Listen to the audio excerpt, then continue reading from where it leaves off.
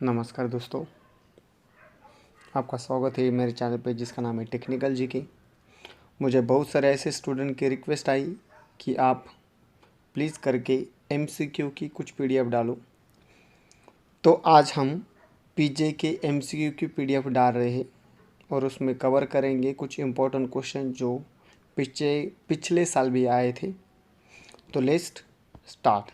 Video start करते ही आप screenshot निकाल लेना। ओके, एक एक पढ़ेंगे। First MCQ, the standard for surgical dressing comes under the Schedule F, Schedule F2, Schedule F3, Schedule F1। अब आपको मालूम होगा कि स्टैंडर्ड फॉर सर्जिकल ड्रेसिंग का जो स्टैंडर्ड है वो हम अगर F देखें तो शेड्यूल F में क्या है, it is related to the blood bank. Okay, उसके बाद F2 में क्या आता है, F2 related to the umbilicals cord. Okay, sorry, F2 is related to the surgical dressing. And F3 इसमें क्या आता है, F3 अगर आप शेड्यूल देखें तो F3 में आता है एम्बिलिकल टैप्स का। और शेड्यूल जो F होता है F1 यानी क्या आएगा, सीरा एंड वैक्सीन्स आएगा। तो हमारा राइट आंसर क्या है, schedule F2 is related to the surgical dressing. तो right option is second, schedule F2। Next question is GMP for manufacturing of homeopathy drug come under the schedules. आपको मालूम होगा GMP यानी गुड मैन्युफैक्चरिंग प्रैक्टिस। तो GMP जो good manufacturing practice है वो सभी आते हैं शेड्यूल M में। ओके, तो शेड्यूल H इसका ऑप्शन नहीं होगा। M देखेंगे, M एक ऑप्शन है, M1 एक ऑप्शन है, M3 भी एक ऑप्शन है। तो आपको मालूम होगा जो शेड्यूल M है उसमें ही good manufacturing practice in a pharmacy profession. F1 में क्या है, it related to the homeopathy drugs. और F3 में क्या आएगा, F3 में आएगा the good manufacturing practice in a medical devices. मगर हमको किसका चाहिए, GMP for a homeopathy drug.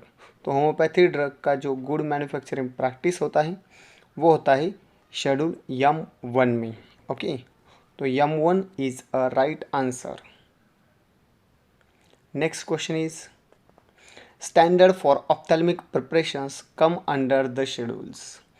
आप अगर देखते तो स्टैंडर्ड अगर होता है किसी भी ऑप्थेल्मिक प्रिपरेशन यानी आइज लोशंस हो गया, आइज ड्रॉप हो गया, वो कौन से शेड्यूल्स में आते हैं। तो इसका ऑप्शन है schedule H, schedule FF, schedule S, schedule S। तो पहले बात करते हैं शेड्यूल H की। तो शेड्यूल H में आते हैं ऐसे ड्रग्स जो रजिस्टर्ड मेडिसिनल प्रैक्टिशनर होते हैं वो प्रिस्क्राइब करते हैं। तो शेड्यूल H ऑप्शन नहीं होगा। FF थोड़ा सा बाजू को रखते हैं। शेड्यूल S में आता है कॉस्मेटिक प्रिपरेशंस, तो शेड्यूल S भी नहीं होगा। शेड्यूल F में जाते हैं, शेड्यूल F डिवाइड किया गया है F1, F2, F3 और FF में।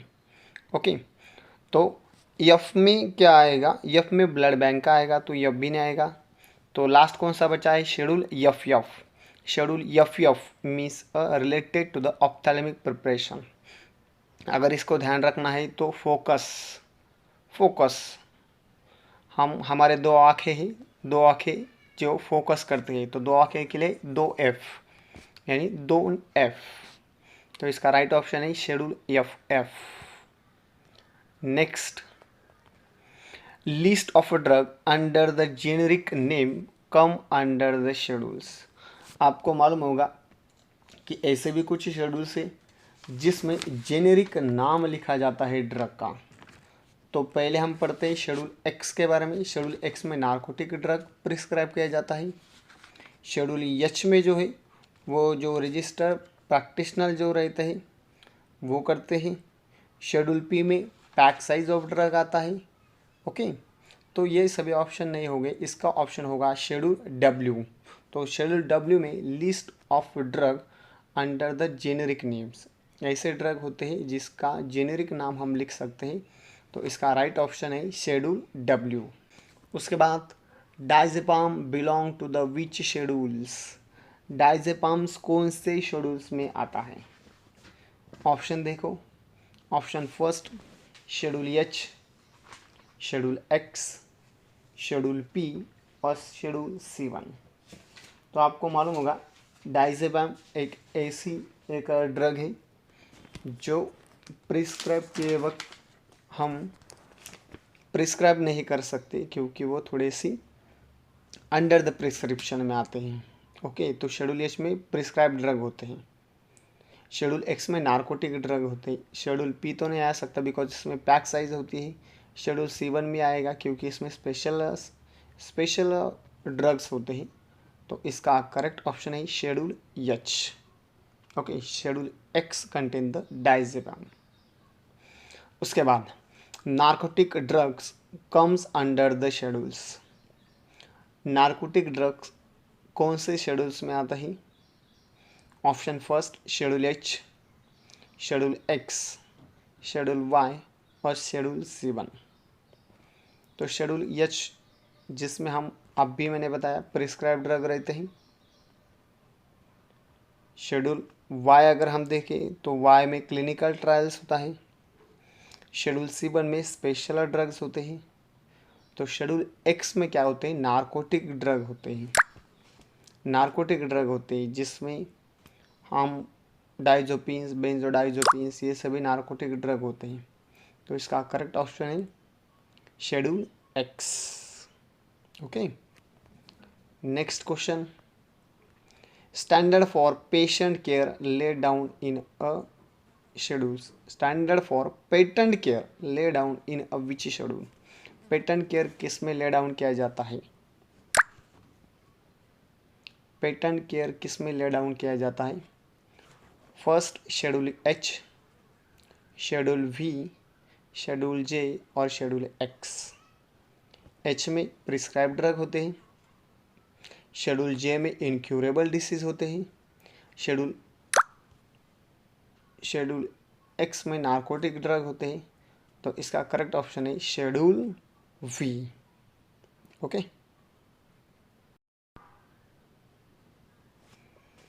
ओके, उसके बाद next question, list of ayurvedic poison is related to the which schedule.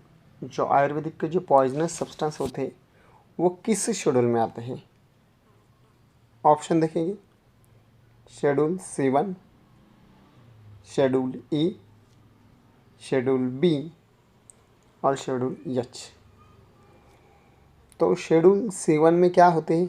Special drug होते हैं। शेड्यूल ई को बाजू को रखेंगे, एक मिनट। शेड्यूल बी में क्या होता है? शेड्यूल बी में ऐसे जिसमें हम एनालिसिस के लिए फीस पेड करते हैं। शेड्यूल एच में प्रिस्क्राइब ड्रग होते हैं। तो इसका करेक्ट ऑप्शन होगा शेड्यूल ई, क्योंकि शेड्यूल इसमें ई में हम पॉइजनस सब्सटेंस जो कि आते हैं आयुर्वेदिक में वो लेते हैं। ओके, उसके बाद next, digitalis is comes under the schedules. Digitalis आपको मालूम होगा, डिजिटलिस एक कार्डियाटोनिक है, एक कार्डियाटोनिक ड्रग है। तो वो कौन से शेड्यूल में आता है? ऑप्शन शेड्यूल ई, शेड्यूल C1, शेड्यूल बी और शेड्यूल एच। शेड्यूल ई में क्या आता है? जो पॉइजनस सब्सटेंस होते हैं वो आते हैं। शेड्यूल C1 में आते हैं जो स्पेशल ड्रग होते हैं वो। शेड्यूल बी में आते हैं सेंट्रल ड्रग लैबोरेटरी जो पेड एनालिसिस यानी जो फीस पेड करते हैं वो आता है। शेड्यूल एच में प्रिस्क्राइब ड्रग आते हैं। ओके, तो इसका करेक्ट ऑप्शन क्या होगा? Schedule C1। तो सेकंड ऑप्शन इज करेक्ट। उसके बाद ये थोड़ा सा कन्फ्यूजिबल क्वेश्चन है। Okay, snake poisons is come under the schedules. Snake poisons जिसे हम सर्पविष भी कहते हैं, तो ये कौन से शेड्यूल में आता है? ऑप्शन शेड्यूल C1, शेड्यूल ई, शेड्यूल एच और शेड्यूल E1। तो आपको मालूम होगा ये एक ऐसा शब्द है जो आपको सिर्फ मिलेगा आयुर्वेदिक में। ओके, तो आयुर्वेदिक जो प्रिपरेशन होते हैं वो आता है ई और ई शेड्यूल्स में। अब C1 तो ऑप्शन नहीं होगा और एच भी ऑप्शन नहीं होगा, अब ऑप्शन होगा ई और E1 के बीच में। ओके, तो शेड्यूल ई हमको नहीं है, शेड्यूल E1 है, तो इसका राइट ऑप्शन क्या आएगा? Schedule E1। ऐसे कन्फ्यूजिबल क्वेश्चन आपको आ सकते हैं, तो कंफ्यूज नहीं होने का, आपको शेड्यूल अच्छे से याद करना है। ओके, नेक्स्ट क्वेश्चन लेंगे। Drug which prescribe under a medical supervision come under the schedules. ऐसे कौन से ड्रग होते जो मेडिकल सुपरवाइजन विजन के अंडर आते हैं? ओके, देखेंगे शेड्यूल एच, उसके बाद है शेड्यूल जी, उसके बाद आता है शेड्यूल जे और शेड्यूल पी। शेड्यूल एच में क्या होता है? प्रिस्क्राइब ड्रग होते। शेड्यूल जे में क्या होता है? इनक्यूरेबल डिसीज होते। शेड्यूल पी में क्या होता है? पीरियड ऑफ ड्रग और पैक साइज ऑफ ड्रग होता है। तो शेड्यूल जी ऐसा है जिसमें मेडिकल सुपरवाइजर के अंडर ड्रग को लाया जाता है, तो इसका करेक्ट ऑप्शन होगा शेड्यूल जी। उसके बाद schedule J contain a which disease. आपको मालूम होगा शेड्यूल जे किसके रिलेटेड है? Schedule J is related to the incurable disease. ऐसे डिसीज जो इनक्यूरेबल है, इनक्यूरेबल मीन्स जो कभी क्योर नहीं हो सकते। ऑप्शन क्या क्या है? लिप्रोक्सी, पैरालिसिस, ब्लाइंडनेस और लास्ट ऑप्शन है ऑल ऑफ अबव। तो लिप्रोक्सी ऐसा एक डिसीज़ है, सेक्सुअल ट्रांसमिट डिसीज़ भी कह सकते हैं हम उसे। पैरालिसिस जिसमें हमारा जो बॉडी होता है वो पैरालाइज होता है। Blindness is related to the eyes, it is also be incurable disease. Paralysis is also be the incurable disease और leprosy is also be a incurable disease. तो इसका करेक्ट आंसर क्या होगा? All of this. उसके बाद the rules of the act are divided in a different parts और dash dash in a different part. जो हमारे एक्ट है वो कितने पार्ट में डिवाइड किए गए हैं? Option 20, second 22, third 23, fourth 25। तो हमारा जो एक्ट है वो हमने डिवाइड किए गए हैं 23 पार्ट्स में। ये आपको ध्यान रखना होगा। हमारे इसमें सभी जो एक्ट है वो सब डिवाइड किए गए हैं और वो किए गए थे 23 पार्ट्स में। तो राइट ऑप्शन इज सी 23। उसके बाद next questions, vitamins preparations come under the schedules. जो विटामिन्स के प्रिपरेशंस होते हैं वो कौन से शेड्यूल में आते हैं? शेड्यूल ए, शेड्यूल C1, शेड्यूल ई और शेड्यूल एच। तो एक एक करके पहले बताते हैं। शेड्यूल ए में क्या आता है? List of proforma applications. जो एप्लीकेशंस होते हैं वो सभी आते हैं शेड्यूल ए में। शेड्यूल ई में पॉइजनस सब्सटेंस होते हैं। शेड्यूल एच में प्रिस्क्राइब ड्रग होते हैं और शेड्यूल C1 में स्पेशल ड्रग होते हैं। तो ये जो विटामिन है वो स्पेशल ड्रग्स में आता है। तो इसका राइट ऑप्शन है B, schedule C1। Next question, ergot preparations comes under the schedule. जो एर्गॉट प्रिपरेशंस है वो कौन से शेड्यूल में आता है?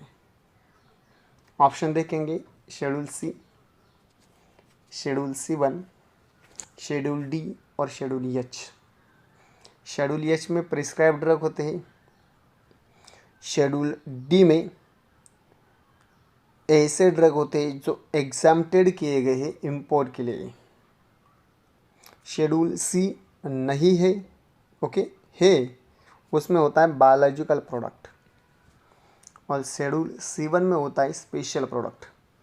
तो एर्गॉट बायोलॉजिकल प्रोडक्ट नहीं है, एक स्पेशल प्रोडक्ट है। ओके, तो ये स्पेशल प्रोडक्ट है, इसलिए इसका ऑप्शन आएगा शेड्यूल C1। तो राइट आंसर क्या होगा? Schedule C1। इसमें कंफ्यूज कर सकते हैं आपको शेड्यूल C और C1 देके। आपको मालूम होना चाहिए शेड्यूल C में आते हैं बायोलॉजिकल प्रिपरेशंस, शेड्यूल C1 में आते हैं रिमेनिंग प्रिपरेशंस यानी स्पेशल प्रिपरेशंस। तो राइट ऑप्शन क्या है इसका? Schedule C1। उसके बाद लिस्ट ऑफ आयुर्वेदा सिद्धा books comes under the schedule. जो आयुर्वेदा की बुक्स और सिद्धा जो सिस्टम होते हैं उसके बुक्स कौन से शेड्यूल्स में आते हैं? First schedules, second schedules, schedule D और शेड्यूल ए। ये थोड़ा सा गूगली क्वेश्चन है। ओके, आपको लगेगा ये कोई आयुर्वेदिक है क्या? आयुर्वेदिक के लिए हम तो लिखते हैं ई, यहाँ पे ई नहीं है, मगर हमारे दो शेड्यूल है, पहले फर्स्ट एंड सेकंड। पहले शेड्यूल में क्या है? लिस्ट ऑफ सिद्धा यूनानी एंड आयुर्वेदिक बुक। शेड्यूल जो सेकंड है वो शेड्यूल्स में ऐसे कुछ ड्रग है जो इंपोर्ट किए जा सकते हैं, मैन्युफैक्चरिंग भी किए जा सकते हैं, उसे एग्जम्प्टेड किए गए। शेड्यूल डी में क्या आता है? Provision for import. ओके, और शेड्यूल ए में क्या आता है? Proforma applications. तो हमें आयुर्वेदिक और सिद्धा बुक्स के बारे में जानना है, तो इसका राइट ऑप्शन क्या होगा? First schedules. तो ऐसे थोड़े से गूगली वो फेंक सकते हैं, मगर आपने अच्छे से सॉल्व करना है। Thank you for watching. अगर आपको ये वीडियो अच्छे लगे तो प्लीज़ कमेंट में लिखना, मैं और भी वीडियो आपके लिए डालता रहूँगा। तब तक के लिए अच्छे से पढ़ाई करो। Goodbye and take care.